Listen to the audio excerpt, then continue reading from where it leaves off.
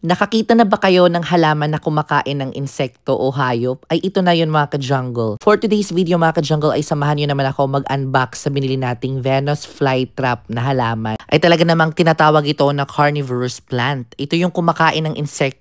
Yes, ilang days din itong dumating sa akin dahil nga galing itong Manila. Medyo kinakabahan nga ako dahil masilan ang ganitong halaman. At mahal pa, Diyos ko po Rodi. Baka kung ano pang mangyari sa halaman na ito, kawawa naman. Pero thank you Lord, okay naman po siyang na-stress lang ng kaunti pero mag-a-adjust yan kapag ating mapalaki dito sa ating garden. So ito po yung itsura niya mga ka-jungle. Talaga namang nakakatakot yung halaman na ito dahil kakain talaga ng buhay. Matagal na talaga ang wishlist ko ang halaman na ito dahil nga gusto kong mag-alaga ng mga ganitong halaman na medyo nakakatakot. So tinawag siya na Venus flytrap dahil nga mga ka-jungle, kumakain ito ng mga insekto. Pinapakain dapat yan ng insekto kasi yan yung fertilizer nila para mapalaki sila. Kaya naman simula ngayon ay maghahanap na ako ng mga lamok at saka langaw. Kung gusto niyo mag-order, dito lang kayo sa legit na seller sa Small World. Ayan.